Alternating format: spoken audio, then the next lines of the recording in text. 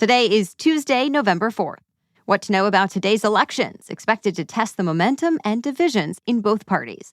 Also, the latest ways in which the government shutdown is impacting food assistance, preschool, air travel, and more. And how one of the biggest business takeovers so far this year could create a health and wellness giant. Plus, how a Halloween terror attack may have been avoided. Why a Hollywood lawsuit pitting two movie stars against each other has ended. And what's historic about the newest Sexiest Man Alive for 2025. Those stories and even more news coming up. Welcome to The Newsworthy. All the day's news in around 10 minutes. Fast, fair, fun, and on the go. I'm Erica Mandy. Thanks so much for being here. You ready? Let's do this. It's Election Day in many parts of the country, and it's a big one, seen as the first major test of where Americans stand politically since President Trump retook the White House last year. Both parties are watching the results closely, especially as they start thinking about strategy ahead of next year's midterms. Races getting a lot of attention include high-stakes elections for governor and other posts in New Jersey and Virginia. In Virginia, the ongoing government shutdown has impacted hundreds of thousands of federal workers, and Democrats are expected to have an edge in replacing the current Republican governor. In New Jersey, increasing taxes and utility costs have made the economy the center of a competitive race there, too, to replace the current Democratic governor. Also, New York City will be electing a new mayor. It's Democratic Socialist Zohran Mamdani up against the centrist former governor Andrew Cuomo and Republican Curtis Sliwa. That one is highly anticipated since around the country, primary elections next spring are also expected to pit progressives against moderates and insiders against outsiders. Top national Democrats like House Minority Leader Hakeem Jeffries have embraced Mamdani, but business leaders and even President Trump have endorsed Cuomo. And in California, voters will weigh a new set of congressional maps meant to improve Democrats' chances of tipping the balance in Congress next year. Remember, that's in response to other states like Texas that have tilted the scales more toward Republicans. There are even more elections today in Texas, Pennsylvania, and elsewhere. In fact, more than half of states will hold some kind of contests today. We'll, of course, bring you the key results later this week on The Newsworthy. Unless Congress can come to an agreement today, the federal government shutdown will officially become the longest one on record. As that record approaches, paychecks are missed, benefits are drying up, and lawmakers still aren't holding many real talks about how to move forward. President Trump insisted again this week that he, quote, won't be extorted, meaning he won't give in to Democrats who are demanding negotiations on expiring healthcare subsidies. Just like Republicans on Capitol Hill, Trump says he'll only negotiate once the shutdown ends. Senate Majority Leader John Thune told reporters he was optimistic the government could be reopened by the end of the week, but that so far, he hasn't seen any evidence of it happening. The Senate is taking its 14th vote on a House-passed spending bill later today. Meanwhile, after a court order, the Trump administration said it will use emergency funds to pay partial benefits under the federal food assistance program. But the roughly 42 million Americans who normally get SNAP benefits will only get about half of their usual amount. And administration officials have said the partial payments could take weeks to arrive, making it increasingly difficult for low-income and disabled Americans to afford food. Another casualty of the shutdown has been Head Start preschools that are now missing out on federal grant payments. Dozens of centers have closed, while others are staying afloat with emergency funding from local governments and school districts. It's a big deal since Head Start students come from low-income households, are homeless, or in foster care. And now they're missing out on school, where they're fed 2 meals a day and receive therapy that's considered vital to their development.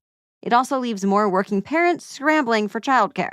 It's also worth noting, flight delays keep piling up as TSA officers and air traffic controllers are working without pay, leading to staffing shortages. And yesterday, the U.S. Travel Association and nearly 500 tourism organizations and companies sent a letter to Congress. They warned of a potential Thanksgiving travel meltdown if the government doesn't reopen before then, and said there's billions of dollars at stake from the U.S. travel economy. The last time the U.S. government was shut down for this long was back in 2019. Then it was President Trump holding out for border wall funding. But Trump ended up signing a short-term spending bill in the face of increasing public pressure and air traffic disruptions. Many analysts expect the same to happen this time around. So, to be continued. Authorities say they were able to prevent a terror attack on Halloween. They arrested two 20-year-old men from Michigan who were allegedly plotting an attack at gay bars in a Detroit suburb. FBI agents say they watched the men for weeks, scoured social media posts, and got access to their encrypted chats. While they apparently found out the men were inspired by ISIS, bought more than 1,600 rounds of ammunition for AR-15-style rifles, and practiced at gun ranges. They're now charged with receiving and transferring guns and ammunition for terrorism. As of this morning, no comments from them, but one of their lawyers said the allegations are the result of hysteria and fear-mongering. Suspects will stay in custody for at least the next week until their next hearing. The Pacific Northwest is dealing with back-to-back storms that stretch from Northern California up to Washington. Between today and Thursday, 3 to 5 inches of rain are expected, and there are locally higher amounts of up to 8 inches in the forecast. Long-range forecasts show yet another storm lurking later this week, and there's no sign of drier weather in the days beyond that. Meanwhile, on the East Coast, meteorologists are keeping an eye on a separate storm system. It could lead to another round of coastal flooding along the Outer Banks of North Carolina that's already been hit multiple times over the last few months. Though this round of East Coast storms are expected to move out to sea pretty quickly. More news ahead in just a moment, but first I want to take a break to talk about our sponsor, Dose. We're all trying to feel healthier, getting our steps in, drinking more water, taking our vitamins. Here's one thing most people miss: liver health. Your liver actually affects everything: energy, digestion, how your skin looks, even your metabolism. And it's your body's filter, so we want to take care of it. That's why I appreciate Dose for Your Liver. It's a simple 2-ounce shot you drink each day that honestly tastes great, kind of like fresh squeezed orange juice. My husband and I both really like the taste, so it's easy to stick with the habit of taking it. And we like that it's clinically backed with double-blind placebo-controlled studies showing its positive impact on liver enzyme levels. Dose cleanses the liver of unwanted stressors that's slowing your liver down. And it's also got 0 sugar, 0 junk, and 0 calories. I'm excited for you to try it. If you're ready to give your liver the support it deserves, head to dosedaily.co/newsworthy or enter newsworthy to get 35% off your first subscription. Your body does so much for you. Let's do something for it. That's dosedaily.co/newsworthy for 35% off your first month's subscription. Now, back to the news. The top 10 richest people in America have gotten nearly $700 billion richer in just the last year. That's according to the latest report from Oxfam America that got into the growing wealth divide in the U.S. Researchers also used Federal Reserve data from 1989 to 2022 and found the top 1% of households gained 101 times more wealth than the median household during that time. And they gained 987 times the wealth of a household at the bottom 20th percentile of income. More than 40% of the U.S. population, including nearly 50% of children, are now considered low income. And that means their family earnings are less than 200% of the national poverty line. Oxfam points out that both Republican and Democratic administrations have made the wealth gap worse, but it had some recommendations. For example, rebalancing power through campaign finance reform, reimagining the social safety net, supporting workers' rights, and more. By the way, other income inequality research has also come back from the RAND Corporation and the Economic Policy Institute recently, and those have shown similar results.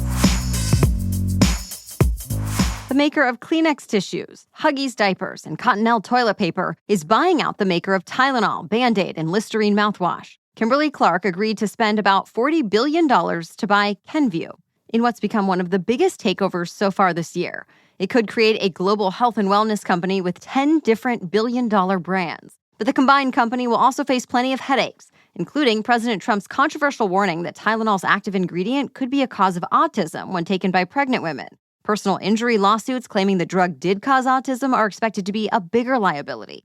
That said, the controversy helped push Kenvue's stock price down, which gave Kimberly-Clark the opportunity. And Kenvue has called the allegations baseless. The companies expect the deal to close in the second half of next year. OpenAI has made another big deal with a top tech company. It's committed to spend at least $38 billion with Amazon Web Services over the next 7 years. This comes less than a week after OpenAI's partnership with Microsoft got updated, giving it more freedom to get computing capacity elsewhere. Of course, this is just the latest of many deals OpenAI has been making. At this point, it's committed to spending more than $1.4 trillion with partners over the next 5 years. But some investors are reportedly nervous about the amount of money getting thrown around without knowing exactly where the money is coming from, since at this point, most people are using the technology for free. But OpenAI is not alone either. Meta, Alphabet, Amazon, and Microsoft are also promising to increase spending both this year and next year. And still, they all say it's not nearly enough to meet what AI will eventually demand. Stay tuned. The $400 million lawsuit filed by actor and director Justin Baldoni has formally ended. Remember, Baldoni accused his former co-star Blake Lively, her husband Ryan Reynolds, and Lively's publicist of civil extortion and defamation. Though his lawsuit actually came after Lively sued Baldoni first. She accused him of harassing her on the set of their movie It Ends With Us, and of launching a coordinated effort to destroy her reputation after it was released. Baldoni has always said the allegations were not true, and that's where the countersuit came from. A judge actually first dismissed Baldoni's case over the summer, but he left the door open for it to be refiled. Well, Baldoni did not end up refiling by the deadline, so now the case is officially over. That said, Lively's lawsuit against Baldoni is still active and set to go to trial in March of next year. People magazine just named its latest Sexiest Man Alive, and this year the honor goes to Jonathan Bailey. The pick was announced last night on The Tonight Show starring Jimmy Fallon. There, Bailey called the title an honor of a lifetime. He said audiences swooning for the last few years over his roles in Bridgerton, Wicked, Jurassic World Rebirth, and more. 2025 actually marks the 40th anniversary of the Sexiest Man Alive award. The very first recipient was Mel Gibson in 1985. Other past honors have gone to Brad Pitt, George Clooney, David Beckham, Michael B. Jordan, and so on. But Bailey is the first openly gay man to be named People magazine's Sexiest. His edition of the magazine will come out this Friday. That's it for the main news today, so now it's time for Trivia Tuesday, when we ask a different trivia question every week. But first, this episode is brought to you by Quince. Every holiday season, I get a bit overwhelmed trying to think of gifts to get and where to get them. But thanks to Quince, it's actually pretty simple. Quince is truly a one-stop shop for everyone on my list, and for myself. I'm already back in my wool half-zip sweater from last year. It's the perfect cozy layer for fall and winter days that still looks polished enough for work or travel. And my washable silk tank, that's a year-round favorite. For gifts, I keep thinking about the diamond bracelet my friends got me from Quince. It's so delicate and elegant, and I love that it's from a brand that makes quality feel accessible. By working directly with ethical, top-tier factories, Quince skips the middlemen and offers prices 50% less than similar brands. So step into the holiday season with layers made to feel good, look polished, and last from Quince. Perfect for gifting or keeping for yourself. Go to quince.com/newsworthy for free shipping on your order and 365-day returns. Now available in Canada, too. That's QUINCE.com/newsworthy to get free shipping and 365-day returns. Quince.com/newsworthy. Okay, now back to Trivia Tuesday. And today's trivia question is, in honor of the New York City Marathon last weekend, why are marathons exactly 26.2 miles? Listen again next Tuesday for the answer and explanation. As for last week's trivia question, what do you call a group of hippos? The answer is a bloat. It all goes back to the 15th century Book of St. Albans. It's a medieval list of names for groups of animals, and a bloat of hippos likely caught on, even more than many others, because it describes how hippos look, large and round. If you're interested in some other lesser-known animal group names, consider a cauldron of bats, a parade of elephants, a flamboyance of flamingos, a cackle of hyenas, a scurry of squirrels, a crash of rhinos, and a zeal of zebras. There's not really a scientific or linguistic rule behind all the names. They're just colorful, descriptive, and memorable. Thank you so much for joining us to get caught up on the news today. We'll be back tomorrow with the latest to know. Until then, have a great day.